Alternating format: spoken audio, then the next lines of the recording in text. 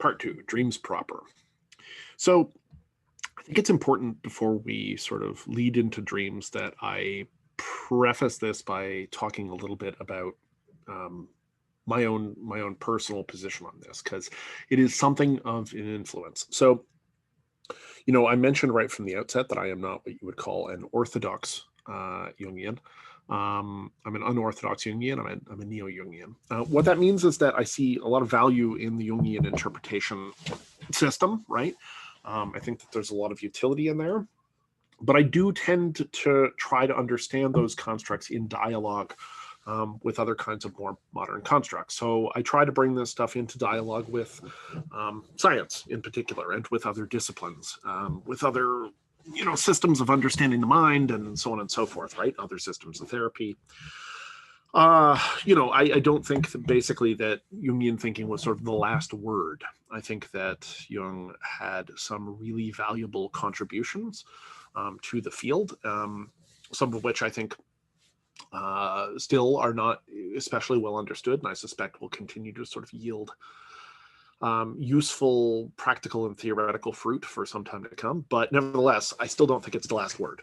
And so my own particular standpoint on dreaming is necessarily inflected by that positioning, which is to say that I have personally done a great deal of research into dreaming and into lucid dreaming. And so those methods and models and theories that I've developed, are simultaneously impacted by my Jungian reading, but also have moved into my understanding of those things. And I think it's sort of necessary to preface that.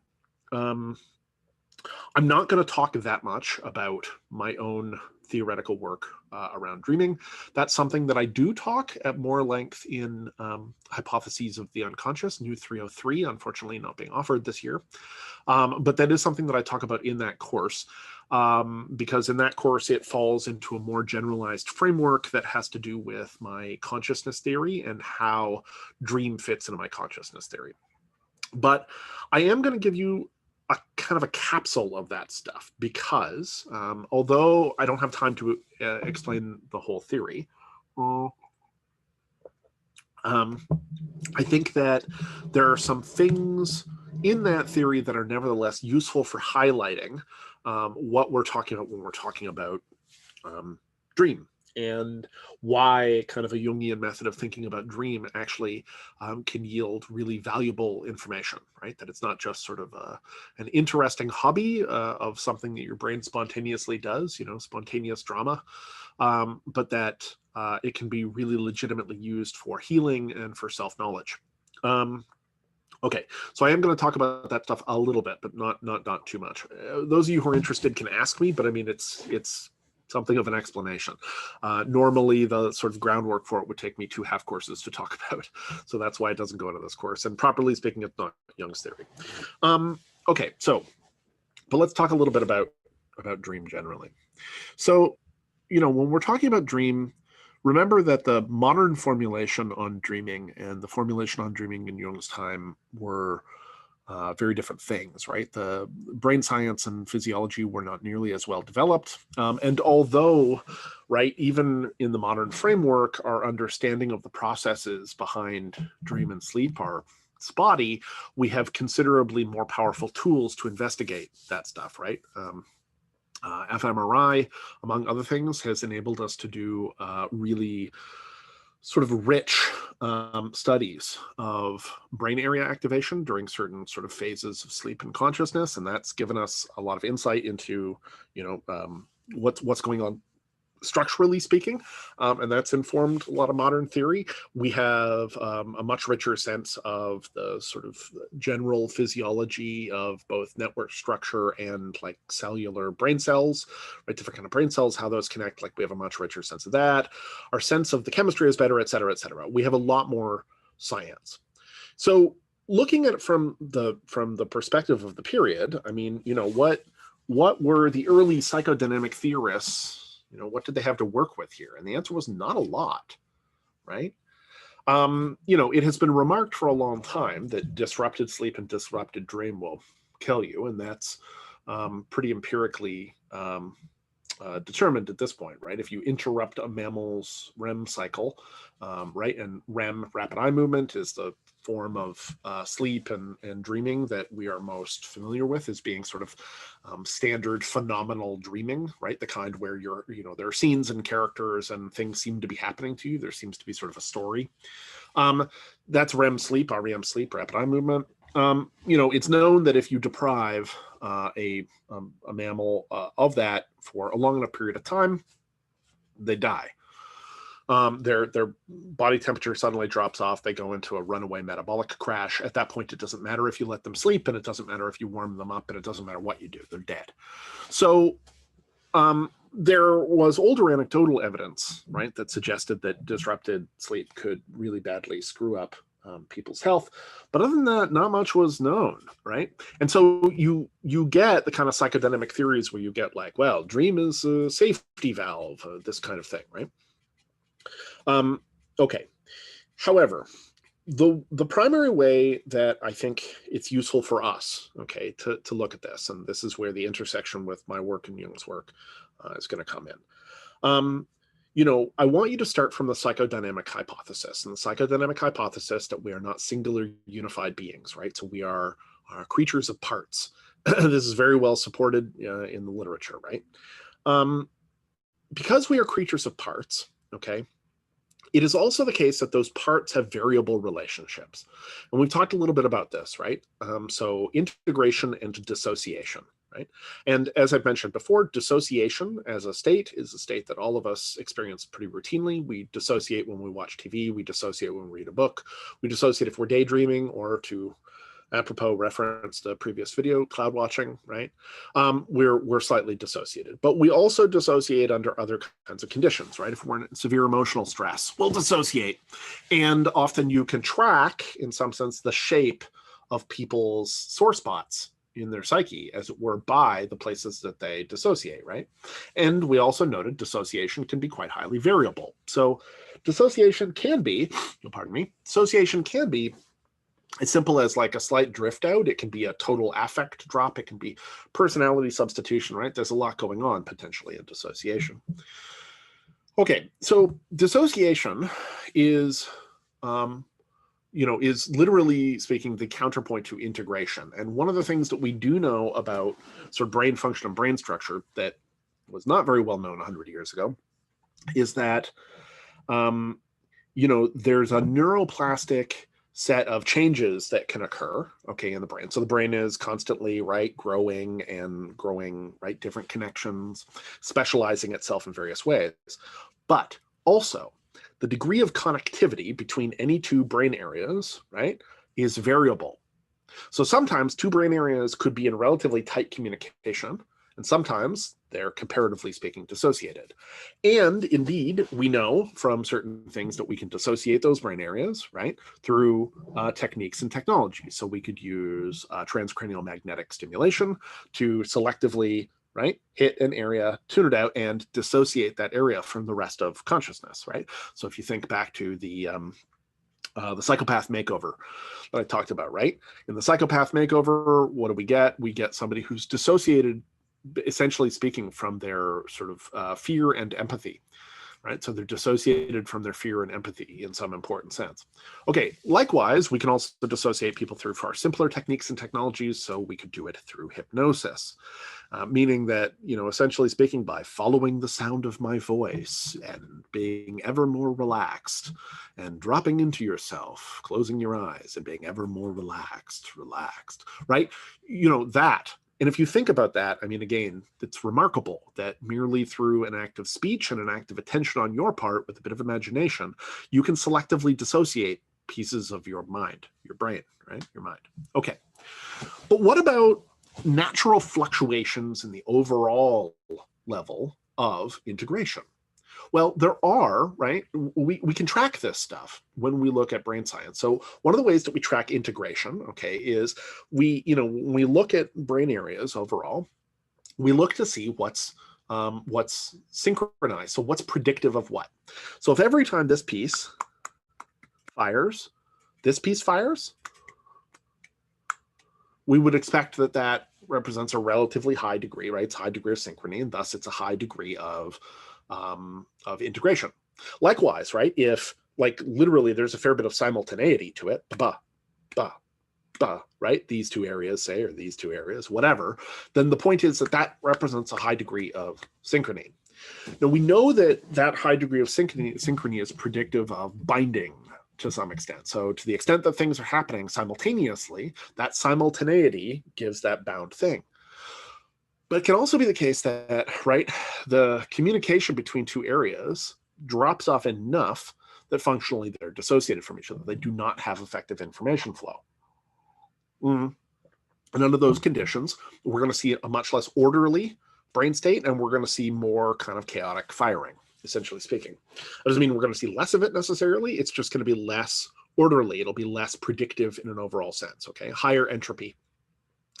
So what's all that mean? Well, there are states of consciousness where we see a reduced degree of integration, right? We see increased dissociation. And one of those that we see is sleep.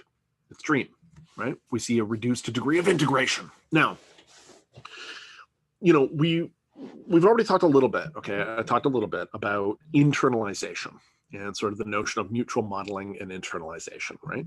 This idea that like the old married couple internalize each other, and that, you know, Freud was right in the sense that you have internalized your parents, right? Your theory of mind says that you develop your sense of self from your sense of other people's selves, and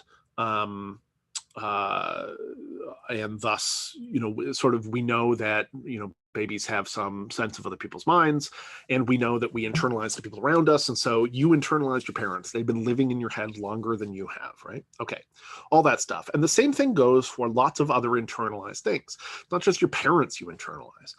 It's anybody you spend time with you internalize. You internalize your friends. That's why you pick up their, like, you know, the thing that was your friend's annoying catchphrase a week ago is your catchphrase today.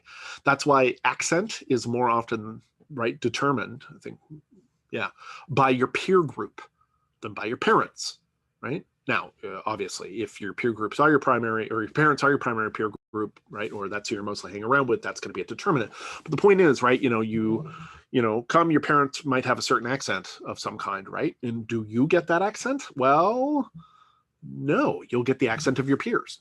So, you know, if your parents are English, but you're raised in America, you're going to end up with an American accent. Now, you might be able to do an English accent, but your naturalized accent is going to be absorbed from your peers. So you internalize your peers in that sense as well. And we internalize all kinds of people. We internalize our teachers. We internalize our therapists. We internalize our friends. We internalize our lovers. We even, to some extent, internalize our enemies, right? Like the number of times probably that if you're super pissed off at somebody and you've had an argument in your head, you know, where you're rehearsing the back and forth, you know, I call this arguing with ghosts. So if you've had one of these arguments with ghosts, most of the ones that really hurt, honestly, are people that you like or love. And so the arguments that you have, you're rehearsing because you're super pissed off and you want to have this talk with them. But, you know, odds are you've also had substantial confrontations or anticipated confrontations with people that have played out entirely in your head. All right, so you've internalized also the people that you don't like. Note that you've also internalized general principles. You have some internalized idea about boys, maybe, and internalized ideas about girls, and internalized ideas about non-humans. What are dogs like? What are cats like, right? This is the general pattern that you use to navigate the world, right? That you modulate with your specific experiences with any given creature. But like, you know, if you've had a lot of bad experiences with dogs, then you're going to tend to have a really rough general model around dogs, right? Dogs generally will scare you, even if they could fit inside a teacup shivering, right? Like a purse chihuahua. The point is that if you've had bad experiences with dogs, your general model that you've internalized is going to paint dogs as being sort of vicious or dangerous or whatever. You will have general sort of generalized others that you will have internalized on the basis of all kinds of groups, right? So like traffic, okay? You have a mental model for traffic in various places. You know, you talk to people, I don't know about you, I have a bunch of relatives from outside Toronto, and they talk about city traffic and city drivers, Well, city traffic and city drivers are a generalized other that they have internalized, which no doubt are based on their actual experiences driving in the city. But notice how that's not a particular individual. It's sort of like a field of individuals, right? Okay, we form these generalizations, right, around all kinds of things, right? So, and they often form a basis for humor, right? Anytime you ever hear a comedian launch into such and such a group is this and such a group is that, right? That's some lazy ass humor in my opinion. But the point is what they're doing is they're tapping into the generalized other, right? The internalized generalized other. And if you laugh, it's because the observations that they're making correspond to your particular observations. Notice that not every individual of the group is of course going to fit those observations, but some of them, might. Right? That's why, generally speaking, with that kind of humor, we take it as given that only the in-group of that group, the members of that group, are allowed to make those observations. Right? So, with a few exceptions. Obviously, the extremely privileged persons are allowed to be the general butt of jokes, and that's a trade-off, I guess. So. You get my point, though, right? The idea is that you have these generalized others. And so you have a variety of these internalizations that you, on a day-to-day basis, are operating transparently through. So you operate through them because they form the substrate of your cognition. You don't consider them. You don't interact with those models. You just treat them as, right, as the world. Now, this is like, okay, when I mentioned sort of transparency and opacity, it's like my glasses, right? I don't think about my glasses that much during the day, right? Because whatever, well, why, right? Most of the time I'm just looking through them, right? Through them. And when I look through them, I'm using them as a way of clarifying and assessing the world. I don't really think about it. But every now and then, I am forced to look at my glasses in various ways. Maybe they have like a great big greasy thumbprint on them, and I have to pull them off and see, you should never look. That's a general rule. There, you heard it from the therapist first. Never look. That's gross. Okay, they're not even that bad, but if you look, you're going to want to clean them. That's the rule. Maybe that's the rule with your mind too. Maybe that's the whole thing with sitting on the meditation pillow. Okay, so my point being that most of the time I'm looking through, it's transparent. Similarly, I'm looking through my models, right? To the extent that, say, my mom and my dad have had some kind of influence on my character, most of the time I am not directly interacting with, right, that aspect of them in my psyche. Instead, I'm working through it, which is why we can unconsciously pick up so many of their biases, because we're just going through it and we don't look at it. So, our parents have a particular view of things and we absorb that view of things often without thinking, right? Okay. And the same goes for all the other models that I'm using to navigate the world. And, whatever, obviously, there are lots of inanimate things that I still have models for, right? The fact that we scream at our cars and our computers when they break down indicate that we see those in a very animistic kind of way. And that's because we're maintaining models of them that are sophisticated enough. Same thing, we can get mad at weather, right? It's possible to get mad at weather. It's possible to, right? Anything that we can get mad at, probably we have a model for. If we can experience sort of an emotional reaction of that kind, getting mad at it, then odds are you've got a model for it. Now, the point is that when you are in the state of dream, right, the overall level of integration goes down, which means you see overall dissociation. And the proposal that I want to make to you is that what that means is that suddenly the various parts of you that would normally be tightly integrated with your consciousness are instead just dissociated enough that they become other. Just dissociated enough that they become other.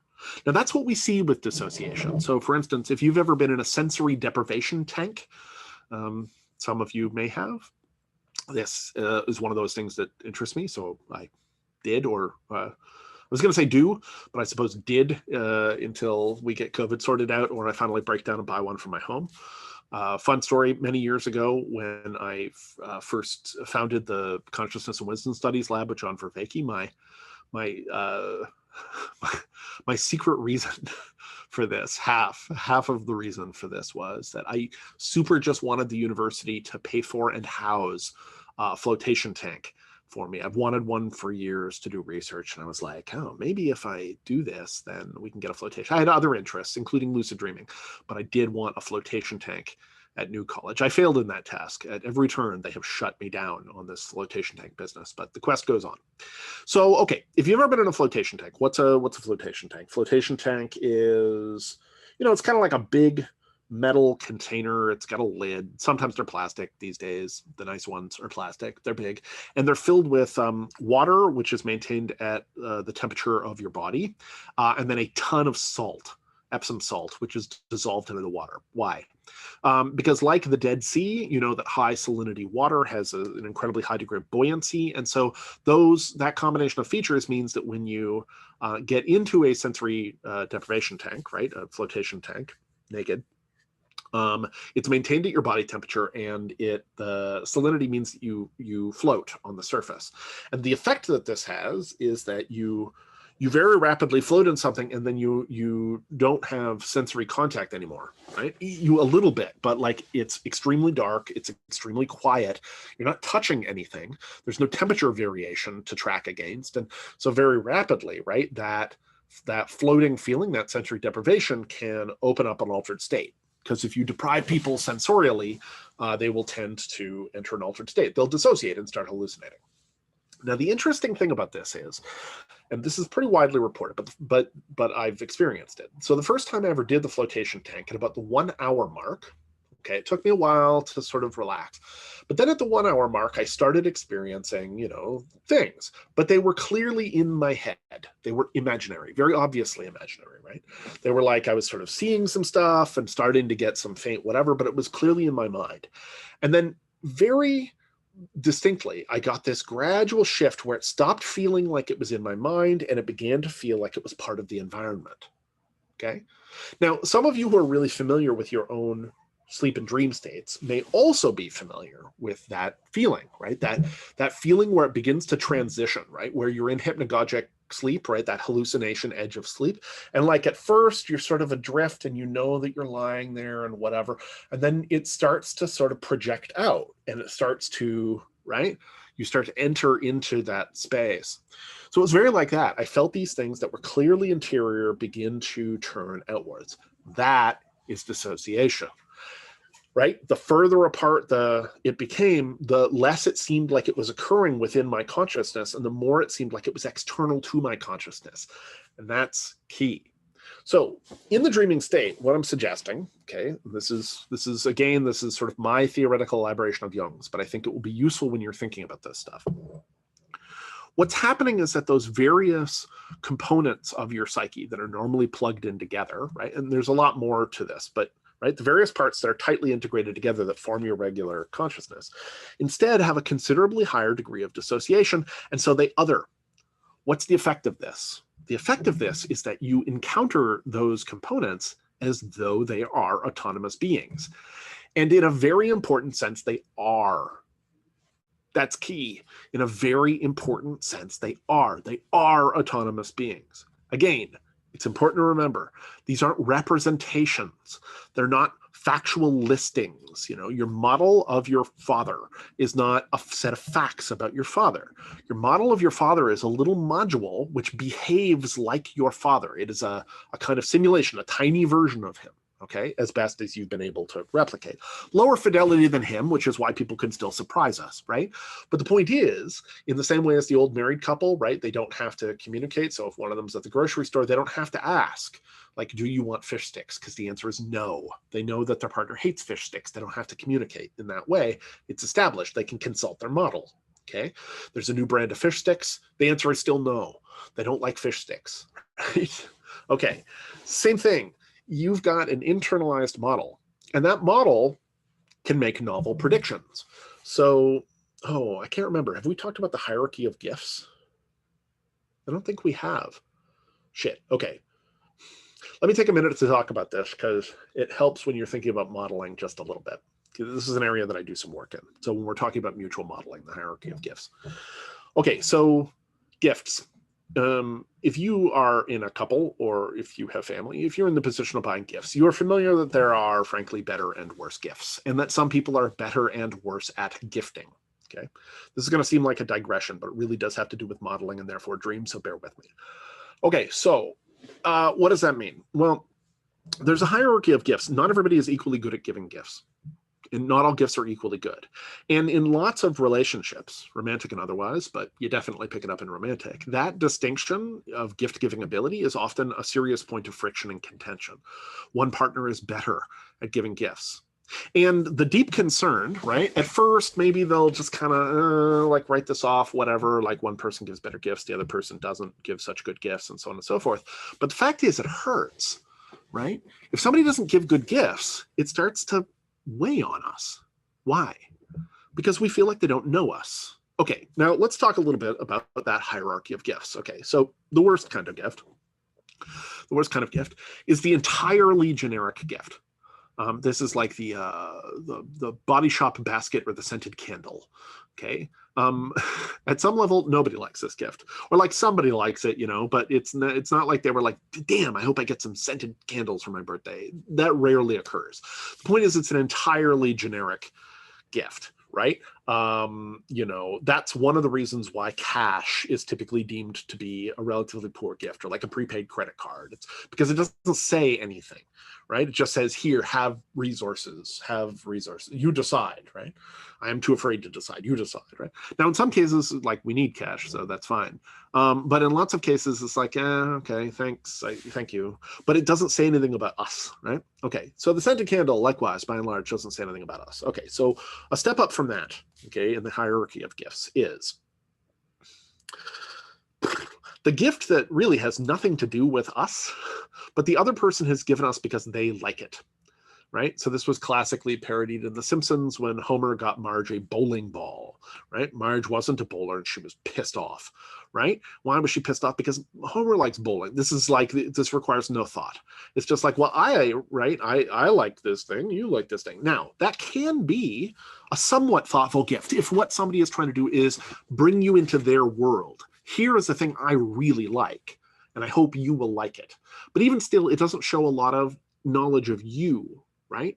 It's not seeing you necessarily, right? Maybe you have no connection there. Okay, a notch up from that is the category of generic gift where somebody has paid some attention to your preferences, but not enough to know the specificity. So like they get you a book because they're like, hey, I know how much you like to read, so I bought you a copy of, and then you look and the book is like, okay, Danielle Steele, or, the Celestine Prophecy or something, right? I'm giving a couple of examples here that would be books that I would sort of, the Da Vinci Code, thank you. Right? They've understood, in a general sense, your preference, but there's not that much about you. Okay, then a notch up from that. They're like, hey, I know you like mysteries, so I bought you the Da Vinci Code. And still, that might not be a good fit, but that's a little bit better, right? And then they're like, hey, right? A step up from that is like, hey, I know you like mysteries. This was a really good mystery I read. See, that's a step up. Okay. And then a step up from that is internalizing your spoken expressed preferences. That's when you open it up and they're like, hey, I saw how much you wanted those pants, so I got you the pants, right? And it's like, oh, I saw you checking out those yellow pants, and so I got you the pants. Okay. That's an actual example, but I won't linger on it. Okay, and then a step up from that is to be able to generalize. Hey, I know you liked those yellow pants, and I suspected you would like these purple pants, right? There's an extrapolation that's present there. And guinea pigs are being super fighty today. They're really cheesed off with each other for some reason. In the middle of building them a quite enormous cardboard labyrinth thing, but they haven't been released into it yet, so I think they're grumpy. Anyway, that's neither here nor there. So... right. So purple pants. So it's like, I knew that you liked the yellow pants, so I got you the purple pants. Okay. And then there's a step up from that, which is, like, hey, I noticed that you like those yellow pants. Here is like another garment that I thought you'd like. But think about, these are all like increasing steps of goodness as a gift, right? And then there is like the crown jewel of gifts. And the crown jewel of gifts, okay, is the gift that the person didn't know that they wanted, that they've never expressed specific interest in, but that you saw and you instantly knew would be perfect for them. And you bought it, And then when you give it to them, it connects and they're like, wow, right? Okay, so what's going on there? Now, I do not have that many instances of that. So the one that I often use here is when my good friend John Vervaeke was coming up on his permanent position, I'd helped him get things ready, right? Sort of in his applications and stuff for his permanent position at the university. And then when he finally got it, I decided I wanted to get him a gift. And I didn't linger on this for very long, a few seconds, before suddenly I thought to myself, I know exactly what to get him. I'm going to buy him an Acheulean hand axe. And then I went to eBay, and it turns out that you can buy crazy antiquities on eBay if you know where to look. And indeed, I bought an Acheulean hand axe from a German collection, an Acheulean hand axe that had been collected in 1850, was being resold. I got it at a decent price. I packaged it to him and I gave him. What's an Acheulean hand axe? An Acheulean hand axe is a 1.5 million year old stone tool, which was produced by early hominids. They're present in large numbers in Africa, right? So we found lots of them because they were the only tool we had for a long time. They're kind of teardrop shaped, right? So kind of teardrop shaped, and they can be held in the hand. And they were like, right, chipped from stone and then held and used as a hand axe. Now, had John, said, I'd like an Acheulean hand axe? Of course not. Of course he hadn't said, I'd like an Acheulean hand axe. But somehow, my mind just went, I know exactly what to get him. I know to get him an Acheulean hand axe. And I bought him one. And when I gave it to him, he described it at the time. He was like, I think this is the best gift I've ever gotten. Now, I also knew that was the case. I had him internalized to a sufficient extent that I somehow knew. But think about what's happening there in internalization. Okay? Think about what has to happen there. I have to have my inner model set up to simulate him to such a degree, right, that it can make these totally novel predictions that he has not stated. It's not his explicit preferences. It's not, right?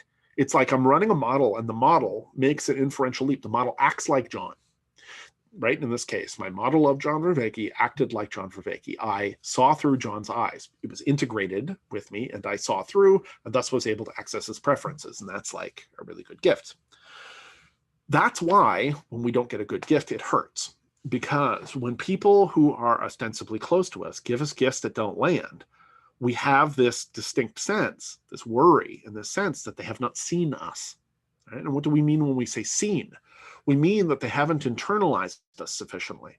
So like, if early on in a relationship, somebody brings us a bouquet of flowers, and then we say, oh, actually, I don't like cut flowers. And they keep bringing us bouquets of flowers, sooner or later, we're going to get upset because we're going to be like, wow, they're not listening to me. They're not internalizing what I'm saying. But it goes deeper than that. 5 years go by and you're like, wow, somebody just doesn't get me good gifts. Now, that may have to do with their own complexes and issues around gifts, but it may also be because they have not internalized you. And that's the fear, that they haven't internalized you. You want people to internalize you because that's how you know, so you feel known.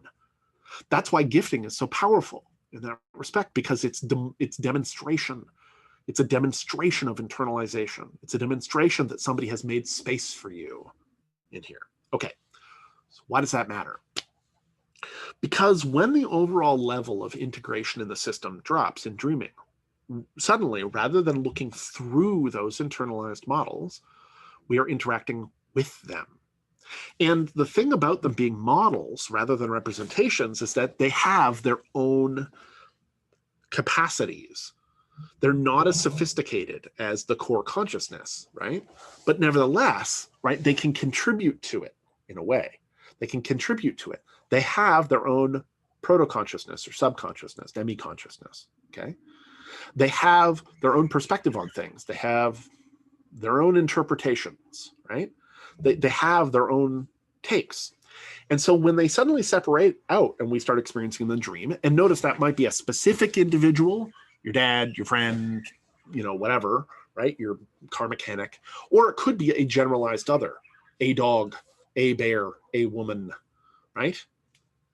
Okay, and so suddenly you get the model that you have separating out, and you are interacting with it, and it's interacting with you. That's dream, okay? That's my model for dream. Now, we could say a little bit more about this, but I don't want to overdo it. I just want to point out that that's actually highly consonant with what we see in sort of Jungian interpretations of dreaming. What you're interacting with is parts of yourself, right? So when you're interacting in a dream and you're interacting with various parts, who are the parts? They are you. Now, why does that matter? Because when we're looking at Jungian dream interpretation, and dream interpretation generally, as I've mentioned, we want to look at it as being transjective. Transjective means it points both ways, So it's transjective because it points back into you, it points into you, into your subjectivity and interiority, and it simultaneously points outwards into the world. It's transjective. Why does that matter? Now, various people differ on this. Marie-Louise von Franz, who's, if you've watched Way of the Dream, which I posted up, she's prominently figured. Fun fact, if you do watch Way of the Dream, you will notice at some point that she's sitting there and she's got the sheaf of papers in her hands and she's got like the gross fingernails. Like her fingernails are disgusting. Why? Well, that's because Fraser Boa was Marion Woodman's brother. Fun fact. So Fraser Boa, who made the film, Marion Woodman's brother, sent these dreams to Marie-Louise von Franz in advance, right? Because they knew they were going to do this documentary. So they collected dreams from Canadians back in the day in the 80s. And then they packaged them and sent them to her for this thing. So they arrive at her place in Switzerland. And she's like, oh, they're like, hi, we're here for the documentary. She's like, oh, no, she's out working in the garden. Okay, so she's working on rose bushes in the garden, right? So she's working in the garden. She's got dirt on her hand. She's working. And they're like, oh, we're here for the documentary. And she's like, oh, okay, great, come on in. So she brings them into the house and she reaches over and she grabs the envelopes with the dreams that they've sent her. And she hasn't even opened them. Their assumption was that she was going to take these dreams and like study them in advance and then be able to give them da-da-da-da-da. But in fact, she like sits down, she hasn't washed her hands. So she's got like dirt under her fingernail. She looks like she just dug herself out of a grave. And she pulls the envelopes full and rips them open basically in real time and sits and pulls the dreams out and then just gives a running interpretation of them right there. So if you follow that link and watch that documentary, if you notice her fingernails, that's what's going on there. So transjectivity. Marie-Louise von Franz said that it's about 80-20. That is to say that 80% of any given dream symbol is in fact inward pointing and only 20% is outward pointing. That's a contentious point, but it's an interesting idea. So the facile interpretation with most dreams is you dream about your mechanic, your car mechanic, right? Or I'll give you an example. A friend of mine recently dreamed about a dentist, okay? So he's dreaming about a dentist. So the facile dream interpretation in many cases would be to say, right, well, I'm dreaming about a dentist. I'm dreaming about my dentist. This is about my dentist, right? And it's like, well, your dentist is there, but like, who's the dentist? You're the dentist. It's your inner dentist. Okay, so next question. What's a dentist? Well, a dentist is like a doctor, kind of. He's a professional. For many people, he's scary, so that's maybe a factor. And what's a dentist? Well, a dentist maintains your teeth, right? He checks and maintains your teeth. Okay, so what are your teeth? Well, your teeth are these hard bits in your mouth that you use. You might use them to bite somebody, I suppose, if you dislike or really like them. But above and beyond that, what are your teeth? Well, your teeth, primarily speaking, are this structure you have in your mouth that you use to chew food, right? It's for processing food. Why do you do that? Well, what's food? Food is something that is external to you that you incorporate into yourself for life. Okay. So at every step of the way, we're asking like, okay, well, what's? Now, if we go down to the sort of psychic interpretation level, right, then we can say, well, what inside of us is the thing that needs to be processed and incorporated into ourselves, right? And, you know, processing is one of these terms you'll see flying around a lot in therapy, right? Emotional processing, event processing. I haven't really processed that. She hasn't really processed that. He hasn't really processed that. You need to process that. Process, right? But the thing is, it's like, it's true. You can have things that are unprocessed. right? An event can come at you and right, sometimes the response is like, I can't deal with this right now. And you push it off to one side, you repress it, you throw it away, you deal with other things. And then later it surges back. It still needs to be processed. It needs to be worked through in some way. Now that's a subject for sort of another conversation. But the point here is, okay, dream about a dentist. What are we dealing with here? Well, the teeth are what let us process things so that we can incorporate them into ourselves.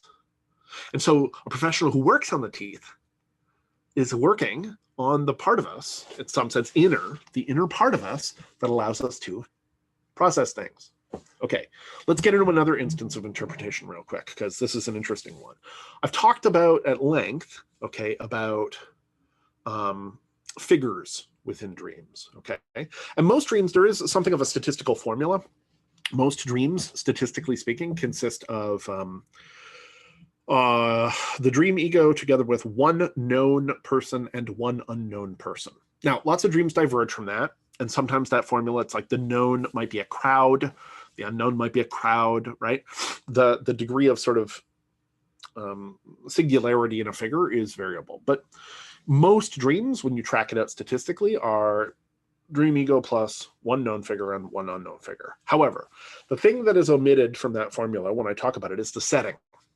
And the setting of a dream is actually extremely important. Setting is a character, okay? So it's important to remember this in interpretation generally. Setting is a character. Usually it's the first character. So the first question you ask anytime you're doing any kind of dream interpretation is, what's the setting? Where is this taking place? And setting changes in dreams are usually significant transition pieces when you're doing dream interpretation. So, okay, so what's the setting? So when you're looking at a setting, setting is a character too. And so you ask, in the same ways you would ask any other symbol, about the specificity of that setting. So let's take some examples. A dream set in a kitchen or a dream set in a bathroom, okay? People have a fair number of dreams that are set in kitchens and bathrooms. Okay, so let's take a look at this. Let's say that we're dealing with a kitchen. Okay, so what's a kitchen? What's a kitchen? Well, the kitchen is the closest thing most people have in their home to a laboratory. It's one thing. A kitchen is a place of transformations. That's what a kitchen is. Kitchens are for storing and preparing food. But when we say food, that's food broadly construed. Most of the things that are in your kitchen are not food. They're merely things that you can turn into food, right?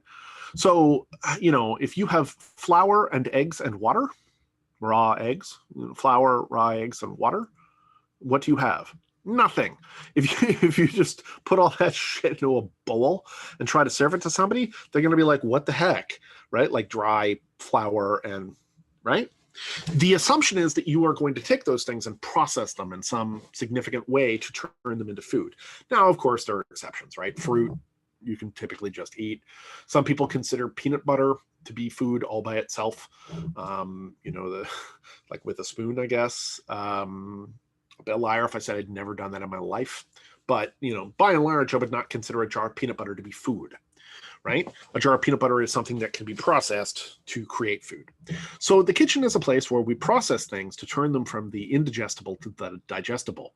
Now think for a second what we were talking about with teeth. And suddenly we get this idea. It's like, the kitchen is a space where we turn things that cannot be incorporated, that are indigestible, into things that can be incorporated. It's a place where we process things to make them more digestible. That's what a kitchen is. Now, the next time you have a dream in a kitchen, consider that's where you are. Okay, let's take another one for a sec, just as a quick overview. Bathroom. Okay, so bathroom's an interesting one. What's a bathroom? What's a bathroom? Well, bathrooms are really interesting spaces in houses, right? The way that they land for us. A bathroom is what? It is a place where simultaneously, in many homes, it is the most private place in the house, right? In many homes, there's only two locks in the house, right? The front door and the bathroom door, right? It's rare to find bathroom doors without locks. Most bathroom doors have locks on them, right? Okay, the bathroom is highly, highly private. The assumption is that most of the time when you are in the bathroom, for most people, they're in the bathroom by themselves. So the bathroom is highly private. Thus, the bathroom, right, is sort of can be private, secret, whatever.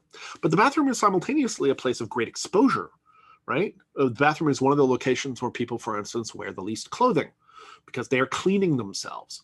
But not just because they're cleaning themselves, because they're cleaning themselves, because they're going to the bathroom, right? Going to the bathroom, right? Because they're eliminating waste of various kinds, right? But what else is the bathroom? The bathroom is a place where we examine ourselves. It's a place where we clean ourselves, but it's where we examine ourselves, or get right in the mirror and like what's how, right? That's also a bathroom. A bathroom may be a place where we, for instance, apply cosmetics or beautification of various kinds, right? So a bathroom is also a space of tremendous scrutiny, self-scrutiny. A bathroom conceals and reveals, but it's also this place of tremendous scrutiny. It's in a place of privacy, but also a place of exposure, right? So a bathroom, you can see symbolically, is actually quite rich in a certain sense. Okay, so, when you are considering this transjectivity, okay, very often you want to consider that inner aspect, right? If you're in a bathroom, you could be like, oh, I had a dream about my bathroom. No, you had a dream in your inner bathroom, right? And this is one of the points I want to make that's very consistent with Jungian interpretation, bouncing off my own theory. Dreams aren't just an image of something that was sent to you by your psyche. Dreams are an experience that you are having while you are immersed in the dynamics of your psyche, right? They're not a transmission that was sent to you. They're an experience that you have of the living dramatic dynamics of your psyche. Let me say that again. When you're having a dream, you are literally immersed into the living dramatic dynamics of your psyche. That's why it's important. It's not even so much that it's a message, okay? Although there is a quality of that to it, and that's something we'll talk about, because there is at once the figures that are within the dream who you're interacting with, when you're interacting with your inner dentist, but also your dad, and it's taking place in the bathroom. Okay, great. That's one level. But there is also the thing that is beyond the dream, that in Jungian terms we might call the self, that is the maestro. It's the orchestrator of the dream. And in that level, it is actually arranging things, because who makes these decisions, right? Who's making the call? Who decides what's going to be in the dream? And, you might say to yourself, well, it's random, right? It's random. It's just a bunch of junk. It's junk. It's something I encountered during the day plus a bunch of random stuff. No, it is not. Because the number of things that you encounter in your day that could be in your dream, right, and aren't in your dream is very high. There's a selection process. There's selectivity and specificity to it. But also, of course, one of the most commonly reported things is that people have repeated dreams. If you have repetition, that's signal, not noise. Signal, not noise. So because, right, repetition, thematic and otherwise, and when you start doing dream work, you'll see a lot of repetition. You work with people, there's a lot of repetition. That, by definition, can't be noise, right, in a certain sense. Okay, so there is also the thing on the far side of the dream. So there's a few levels that you're interacting with. There is both the fact that you are sort of immersed, and so you're interacting with your inner this and your inner that. And the question you always have to ask is, well, what is that to me? How does it stand to me? With something like your parents, it's a little easier to get the grip on it, right? Because they're just such powerful forces for most people. But, let's say your friend turns up. Then the question is like, well, so who is that friend? Right? Again, it's the question like, what is a knife? What is an eagle? Who is that friend? Who are they to you? What role do they serve in your life? What role do they serve socially? How do you see them? How do they relate to you, right? All these things are going to be like this aspect of yourself that you're interacting with is, right? That's how you determine it. Now, for more general symbolism, okay, let's say you run into a cat in a dream. How do you determine this? And this is a question that people ask a lot. Okay, so you do it with a tentativeness, which is why I opened by talking, in the other lecture about interpretation, right? There's a tentativeness. You're not looking to stabilize some absolute final answer, right? You're looking to find something that's sufficiently plausible and that unlocks certain kinds of insight, right? So when the person gets a lightning strike, right, you're playing in the space and all of a sudden they get the lightning strike and that suddenly click, click, click, clicks a bunch of things together and they experience the burst of insight, then you're getting someplace, right? And it's remarkable when it takes. And honestly, it's remarkable how often it takes. So, okay, so there are a few levels that you want to consider any given symbol at. So let's say there's a cat. Okay, so level one, I think that's useful to think about, right? Is, you know, try to consider in terms of cultural universals if you can first. This is like the up, down, left, right, you know, stuff. Cat isn't going to have a culturally universal thing. You know, the Egyptians worship them, but the Bible mentions the dog 18 times and the cat not even once. So it's not going to be a cultural universal. Okay. So then the next thing you look at is you look at the cultural level, right? So for the person's culture, right, for the particular culture that they are in, is there a particular valence here? Right? Does their culture have a symbolic association with that creature? Is it lucky? Is it unlucky? Is there God associated with it? Are there particular stories? Are there aphorisms? Right? Curiosity killed the cat. That kind of thing. Right? Okay, so that's the first level you sort of look at, the level of cultural association. Then you look at the level of family culture association. How do cats stand in their family? What does your family think about cats? Have you ever had a cat? You know? Obviously, this is easier with a more exotic animal. You know, if it's like giraffe, right? Well, that's not exotic for everybody, but you take my point, right? Cats are pretty common. So next is family associations. Okay. Then you start getting into sort of general myth and fairy tale.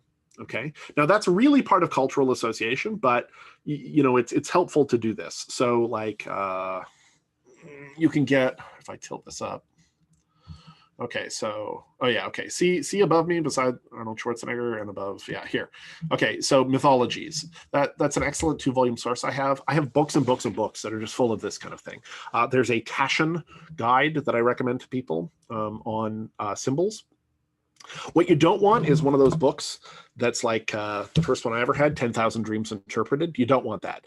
That's a garbage guide because it'll just give you stabilized, like when you dream about your teeth, it means this. You know, when you dream about a cat, it means, you know, your uncle's about to die. It's like, no, I don't think so, actually.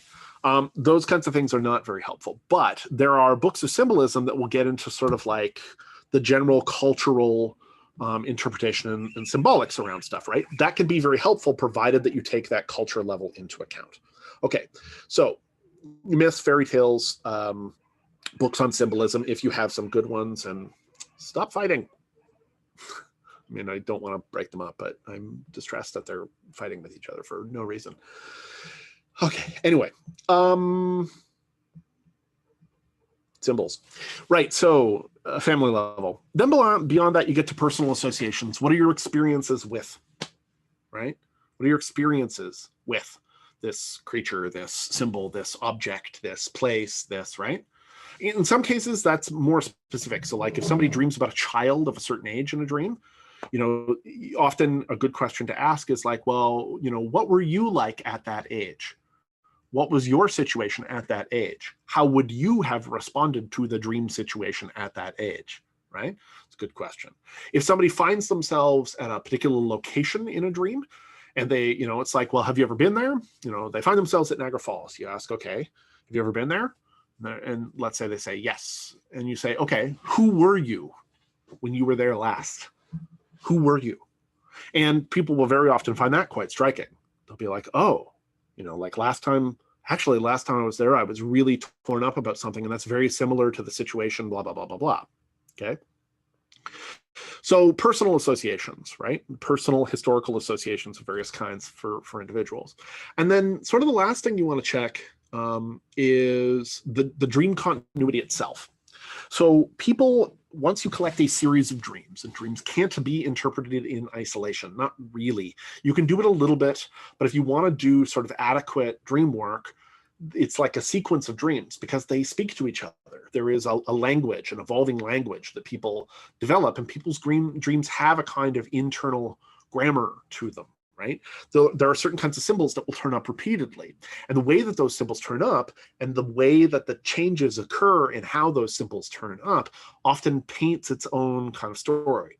So if somebody's had a whole series of dreams about cats, then you want to take those into consideration. You bounce that cat symbol off of previous cat symbols, okay? So the idea here is, right, you're looking at interiority. The external, yeah, you can consider that, but a lot of it is about the interiority, right? This is the transjective aspect. Not that the external is not, it's not that it's unimportant, it's just that that's frankly easy for people to do. That's where they usually go, right? That's why everybody gets freaked out if they have a dream that they kiss somebody that they're not supposed to be kissing. And then all of a sudden they're like, oh no, like, does it mean that I want to kiss them? Or like, and it's like, not necessarily. You know, it doesn't, you know, a kiss is a lot of things, but it doesn't, it is a kiss. And what's a kiss? A kiss is very intimate, and a kiss is exchange of information, and a kiss is a close contact, and a kiss is like, it's a bunch of other things. But the point is that it needn't necessarily stand in directly. This, incidentally, right, this is one of the key areas where Freud and Jung would differ, right? Because it's like, let's say that you have a dream that involves incest. Does that mean incest? No, it doesn't have to. Not in that sense. Yes, it's incest, but what is incest? That's the question. What is incest? You know, brother-sister incest. What is incest symbolically? Well, it's a fusion of like with like, right? It's a fusion of like with like. And that's why you see incest having the kind of symbolic power that it does in so many mythologies and in alchemy, and right? Like Egyptian gods are constantly incestuous. Why? Because they were like, didn't know anything about inbreeding, or they were super kinky or something? No, right? Now, our culture is doing an interesting experiment around this with Game of Thrones, but I don't have time to talk about that quite yet. But the point here is, right, it's a fusion of like with like, and that can be modulated by the other circumstances of the dream, symbolically expressed in lots of ways. So, you know, you're hitting a dream, and it's primarily it's internal, it's transjective, and it's like, I am immersed in an experience. That's the thing. That's what you're recalling, an immersion into the dramatic dynamics of your psyche, right? And then it's like, okay, so why did everything take the form it did? Why was it just so? Interpreting it like a poem, like a piece of animation. If there's a detail, why that detail? Why that one specifically? And then amplifying it. Oh, good point. Because I didn't talk about that right off the bat. Amplification.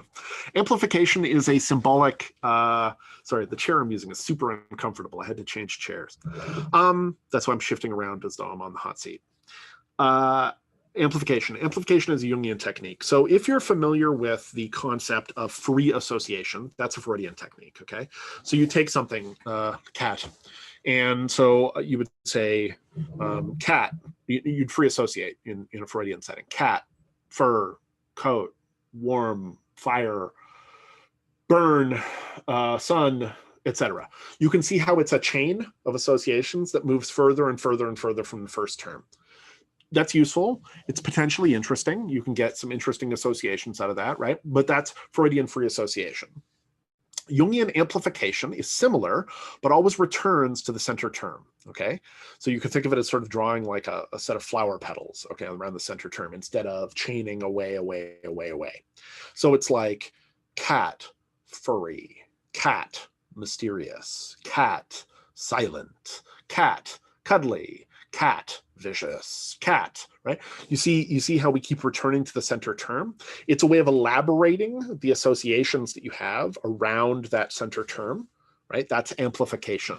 That's Jungian amplification. So interior sense, right? It's transjective, but you're looking at the interior sense. You are immersed into the dynamics. It is the inner parts of you, your inner father, your inner friend, your inner dentist, your inner cat, okay? And that are interacting within a setting, right? Which is the first point of interpretation. And you are constantly asking the question, what is this thing at the level of universal associations, if you can get them, cultural associations, including archetypal, mythic, fairy tale stories, etc., family associations, your personal associations, and then your unconscious dream history. And not just dream history, if we're honest. Your unconscious symbolic history generally. If you've been experiencing a whole run of cats in your symbolic life in various ways, visions of cats, pendants of cats, cat synchronicity, you know, if you've been getting that, or like weirdly feeling like you are a cat, or, you know, that obviously is going to inflect on it also. But the point is, those levels, and then it's this like playing with that interpretive space in a structural way, right? Teasing out these potential interpretations in a kind of poetic fashion to gradually fill in the sense of dreaming. Okay, I've only got less than a minute. You should take a look at Way of the Dream, okay, that documentary that I posted with Von Franz, because she does some interesting examples. But the other thing that I'm going to post up is a document from the Jungian Sonoy Dreamwork Handbook, which is a cool book I have that was turned on to me by an analyst friend a number of years ago. And there's a good page in there that gives you like a series of questions that you can ask about dreams. I'll post that up so that you guys can take a look at it and try taking a look at one of your own dreams and sort of running it through those questions, okay, and see sort of how it lands within this general framework that we talked about. We're going to expand on all this, okay, because both interpretation and dream work are obviously deeper, but I didn't make a mistake in making it 40 minutes, because there's also going to be a presentation for this week. So that's it for me. I've used up my time and your time. I'll see you tonight.